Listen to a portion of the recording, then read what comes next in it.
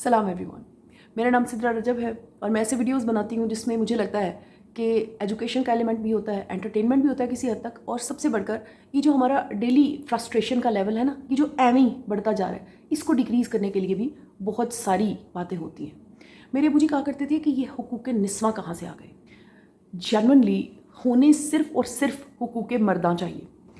आज इस वीडियो में मैं जो भी बात करने जा रही हूँ वो मेरा एनालिसिस है, जनरल व्यू है, मतलब मोस्टली ऐसा होता है। एक्सेप्शनल केसेस की बात मैं आज नहीं करी। सो प्लीज़ जब भी आप इस चीज़ को देखते हैं ना, नहीं नहीं ऐसे नहीं होता, ये सोचें कि मैं ये कह रही हूँ कि मैं मेजॉरिटी की बात कर रही हूँ। अक्सर ऐसा होता है। बाकी जो एक्सेप्शनल केसेस हैं वो 100% एग्जिस्ट करते हैं, सच है, मैं एग्री करती हूँ इस बात से। मैंने जिस घर में जन्म लिया वहाँ पर मर्द ऊंचा बोलते थे और ख़वातीन और बच्चों से अनकॉन्शियसली, मतलब लफ्ज़ों में नहीं, लेकिन एक डिमांड होती थी कि आहिस्ता बात करो, नज़रें झुका के बात करो, यानी कि अब आप समझ जाएं कि मैं क्या कह रही हूँ। But when I entered in that school actually changed my life. मेरे बड़े कहा करते थे खराबी उत्थों ही शुरू हुई है जो दा स्कूल बदलिया गया। Yes, it was true. Then I met the third kind. वहाँ पर गेम ही और था। वहाँ मैंने ज़िंदगी में पहली बार इक्वालिटी का कॉन्सेप्ट समझा। मतलब इक्वालिटी भी किसके साथ? टीचर के साथ। यानी टीचर जो डाइस पर खड़ा है वो ये बता रहा है कि you are equal to me. I was shocked. फिर आहिस्ता आहिस्ता पता चला कि नहीं, अभी कच्ची बात है, अभी पक्की बात समझनी है। मुझे याद है मेरे अब्बू एक अपने फ्रेंड के साथ, दोनों ने अपने अपने बच्चे इसी स्कूल में एडमिट करवाए थे। वो लोग डिनर कर रहे थे और उन्होंने कहा कि यार बच्चे बदतमीज़ नहीं होंगे बहुत ज़्यादा।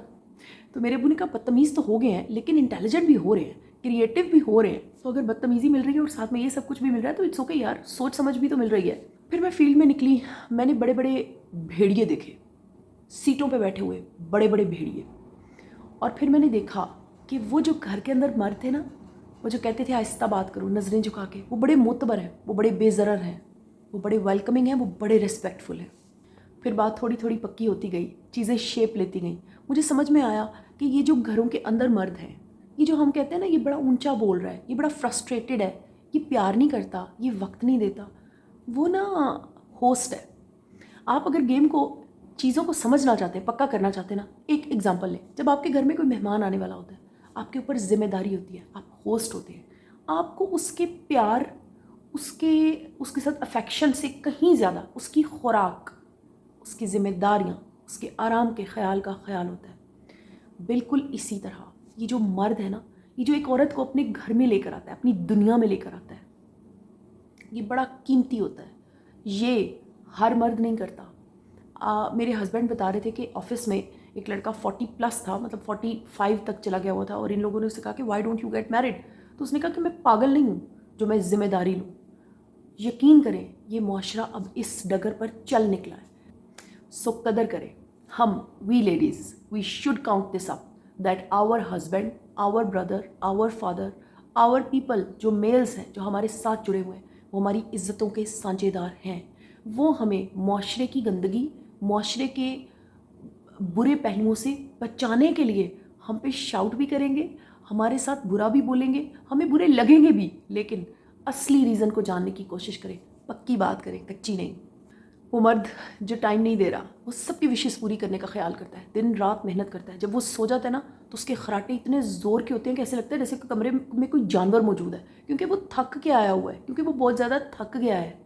वो मगज़मारी करके आ रहा है, वो हम लोगों के लिए कमाई करके आता है। मेरे मैरिड लाइफ में बहुत सारे इश्यूज़ थे, बहुत सारे अप्स एंड डाउन्स आए। मैंने इतनी इतनी मुश्किल दिन और रातें देखी हैं कि कोई भी लड़की सर्वाइव ना कर पाती। मतलब या तो वो छोड़ देती, या फिर वो खुद को छोड़ देती, या कुछ करती, वो वहाँ स्टे नहीं कर सकती थी।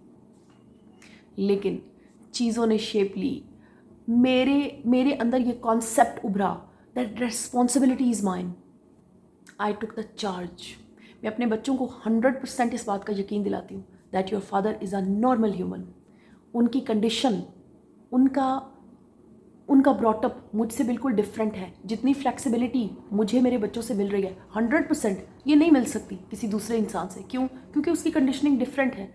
लेकिन एक चीज़ हमेशा अपने बच्चों को, अपनी बीवी को, अपने घर के माहौल को, अपनी औरतों को, मर्दों को भी चाहिए कि रियलाइज़ करवाएं that we also belong to this world, this normal world. होता ही है कि खामोशी बहुत ज़्यादा हो जाती है रिश्तों में, बहुत ज़्यादा, एंड दिस इज़ नॉर्मल। मैंने खुद भी इस चीज़ को बहुत ज़्यादा एक्सपीरियंस किया and still I am. But I feel my self कि we will have to take a charge. हमें अपने होस्ट को देखना चाहिए, हमें अपने उस होस्ट को जो, जब हम कहते हैं ना 10 साल हो गए अब तो शादी को, अरे 10 साल उस शख्स ने हमें होस्ट किया है, जो हमें लेकर आया था। आहिस्ता आहिस्ता उस होस्ट की कुर्सी एक ख़ास प्लेस ले लेती है। आप यकीन करें ये बहुत बहुत अलार्मिंग है, इस बात को ज़रूर गौर करें इस बात पे। आपने देखा है फादर की कुर्सी एक अलग ही होती है, उस बेचारे का कोना ही एक अलग होना शुरू हो जाता है। Why doesn't he meet up to his family? क्यों वो एक नॉर्मल बंदे की तरह हंसी मजाक नहीं कर सकता? क्यों वो अपने बच्चों के साथ घुल मिल नहीं सकता? मैं खुद अपने अब्बू का ये शेल तोड़ने में कामयाब भी हुई एंड ही एडमिटेड हिमसेल्फ कि हाँ तुम सही थी, तुम बिल्कुल सही करती हो। हम लोग मर्दों को इतना अकेला कर देते हैं कि वो बेचारे जब अकेले रह रह के ट्रेन हो जाते हैं ना, फिर वो सोचते समझते और शर्मिंदा होते हैं इस बात पे कि जहाँ सब बैठे हुए मैं वहाँ जाकर बैठ जाऊँ। और इस चीज़ को बहुत ज़्यादा अच्छे से अंडरस्टैंड कर सकते हैं वो लोग जो out of cities out of countries रहते हैं, जो परदेसी होते हैं।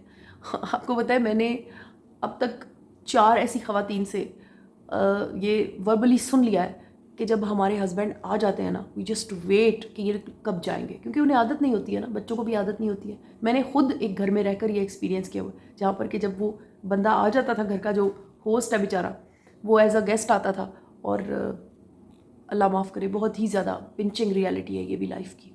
मैंने खुद ये देखा है कि 24 आवर्स में बाबा जी ने सिर्फ 2 रोटियाँ खानी होती हैं, और उन 2 रोटियों के लिए घरों में मीटिंग्स, आपने ड्रामा में नहीं देखा, मीटिंग्स बैठती हैं कौन सी बहू कब खाना बनाएगी। अल्टीमेटली शॉर्टली एंड प्रिसाइजली मर्द शादी करता है, रेस्पेक्ट देता है, लेकिन गुस्सा उसका टाइटल बनता चला जाता है और वो ब्लैकलिस्ट होता चला जाता है। कॉर्नर्ड लाइफ उसका आखिरी उम्र में मुकद्दर होता है, और अक्सर औकात उसकी अपनी औलाद उसको ये सेंटेंसेस फ्रीक्वेंटली बोलती है, अब्बा जी तुसी तो चुप करो, तो की पता होवे। आहिस्ता आहिस्ता वो हंसना भूल जाता है, और फिर अल्टीमेटली खामोशी और दवाइयाँ उसका मुकद्दर बनते हैं। अगर आप इस सारे सर्कल को अवॉइड करना चाहते हैं तो स्टैंड करें आज से, मर्दों के लिए स्टैंड करें। मुझे अक्सर लोग कमेंट करते हैं कि आप औरतों की बहुत ज़्यादा बात करती हैं, हमेशा लड़कियों को फेवर करती हैं। यकीन करें कि मैं बहुत ज़्यादा अपने अब्बू के साथ अटैच्ड थी। अभी भी मेरे घर में, अपने घर में मैं एक ही औरत हूँ, बाकी सारे आदमी ही हैं। So I really do respect the males and I have a very soft and big heart for the respect of males. आप अपने कीमती वक्त में से मुझे वक्त देते हैं, इसके लिए मैं तहे दिल से आपकी शुक्रगुजार हूँ। Thank you so much. Good bye.